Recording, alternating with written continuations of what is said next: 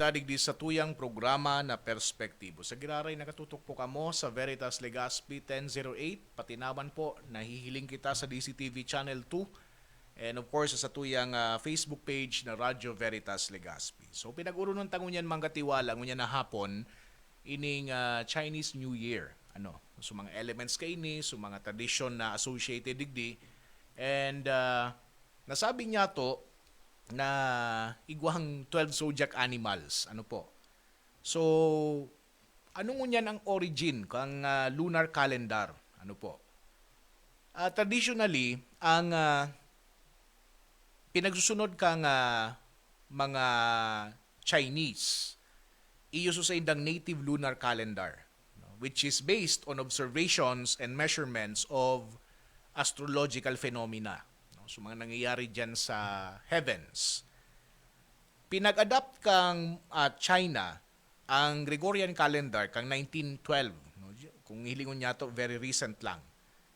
And, pero, ang sa indang mga traditional festivals, araw kaining Lunar New Year, ang pinagsunod pa, so old lunar calendar. So, pinagsasabi, base sa artikulo na ining pinag-consider niya to, na sinurat ni Mario Podcheski, ang origins kang lunar calendar go back to the dawn of Chinese civilization. Gurango na. And traditionally, pinag-associate an origin kang lunar calendar duman sa Xia Dynasty na nag-rule sa China kang taon na 2070 to 1600 BC. So, halawigo na. And the origins of the actual New Year celebration, sabi kang ibang scholars, nagpuon man duman sa Shang Dynasty. That was from 1600 to 1050 BC. Ano ang pinagseselebrar, nasabi niya to ini kasubago, ang nakasentro ang selebrasyon kang New Year duman sa tema kang family bonding. So may mga religious observances na integral part kang festivities. Igwa ni na rituals associated with popular Chinese deities. For example, igwasindang kitchen god and the god of wealth. Family members also make offerings and engage in other rituals related to ancestor worship.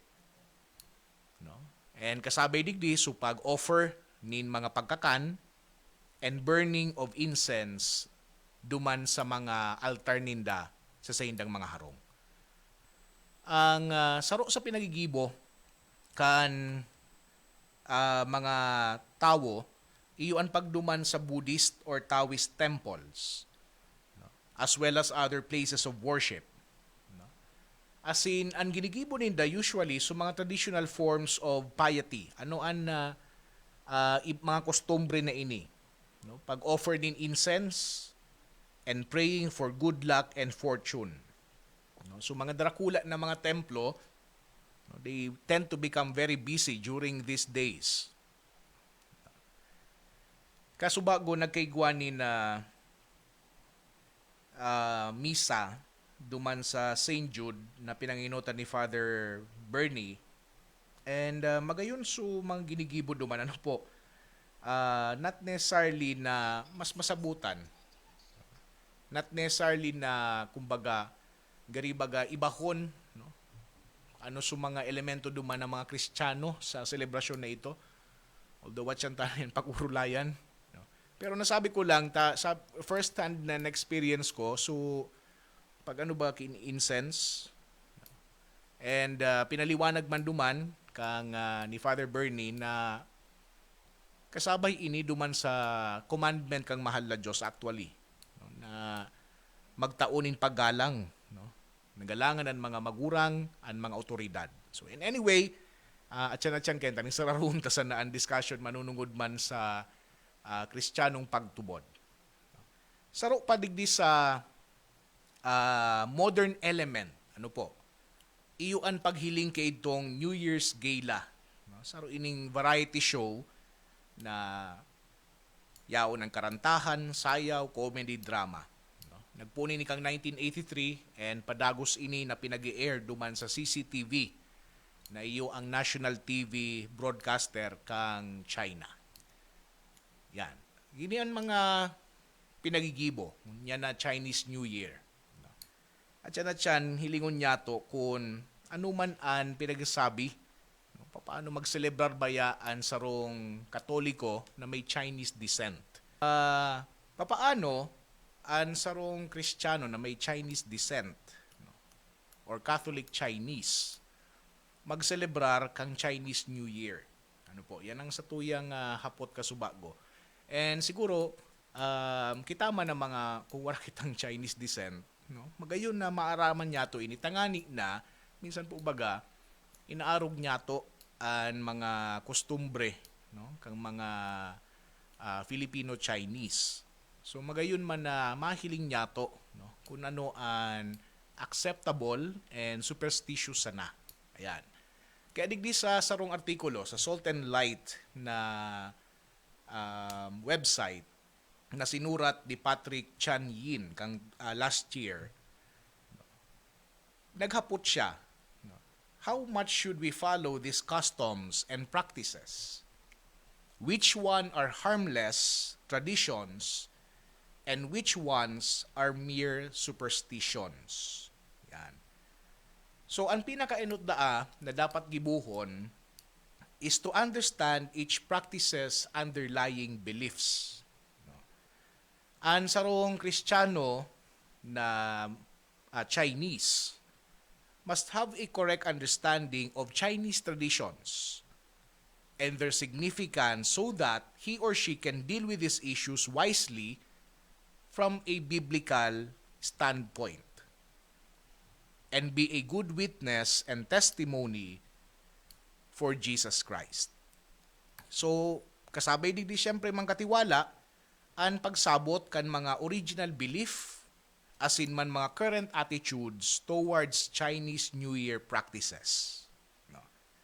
So, sabi niya, naglista siya, iningaya sa mga iba na mga popular Chinese New Year practices. Na-mention talaga kasubago sa paglinig, inaapod din da ining spring cleaning.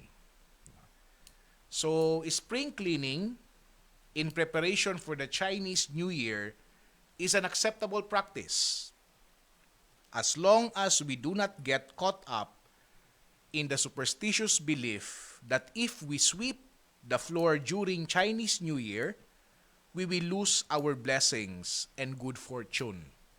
Yan. Bako ngayon na pagsamod o kaya pagsamod during Chinese New Year, baka ngay mawara. So mga blessing, asin man mga good fortune. So sabi pa no, duman sa Proverbs 22 verse 2, rich and poor have this in common. The Lord is the maker of them all. So it is the Lord who gives us our wealth. Masunod na kostumbre or practice, eating yusheng.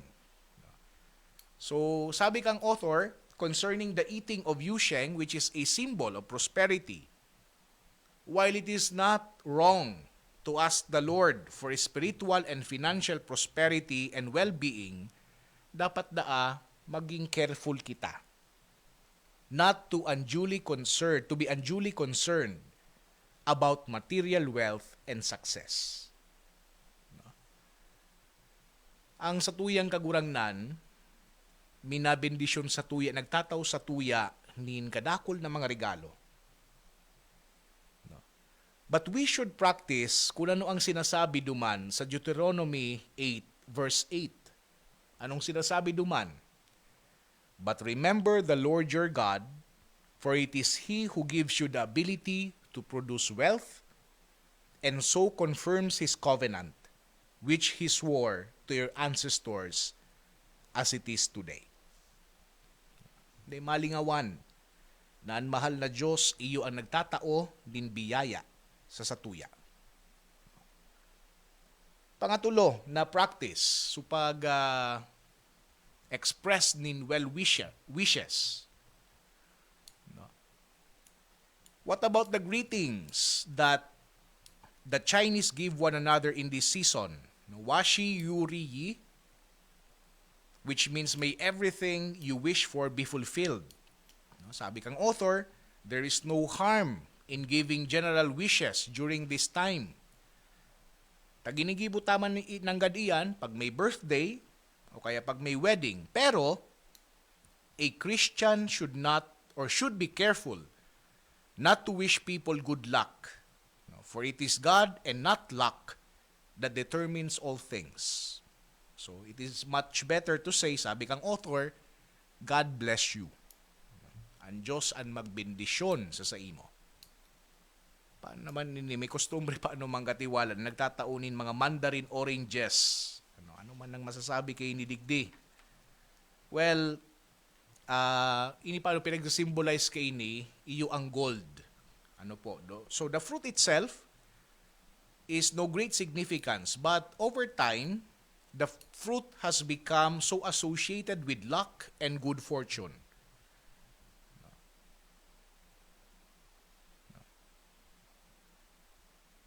Pwede taman da itao ini.